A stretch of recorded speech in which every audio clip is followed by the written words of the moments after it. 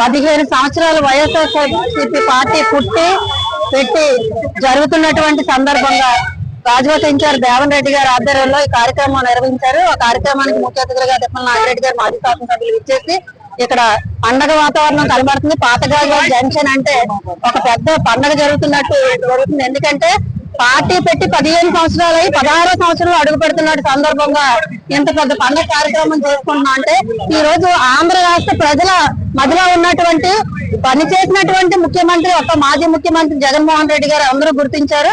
ఎందుకంటే ఆయన చేసినటువంటి పథకాలు ఈ రోజు మహిళలుగా మేము చెప్తున్నా, ఈ రోజు మహిళలుగా వాళ్ళకి ఉపయోగపడే అనేక పథకాలు పెట్టిన ఏకైక ముఖ్యమంత్రిగా నాడు రాజశేఖర రెడ్డి గారు కానీ నేడు జగన్మోహన్ రెడ్డి గారు కానీ పెట్టడం వల్ల వారి యొక్క ఆర్థిక ఇబ్బందులు కూడా తొలగిపోయి చాలా సంతోషంగా ఉన్నటువంటి తరుణంలో ఈ కూటమి ప్రభుత్వం రావడం, ఎటువంటి పథకాలు లేక ఈ రోజు ఇబ్బంది పడుతున్నటువంటి పరిస్థితి చూస్తున్నాము.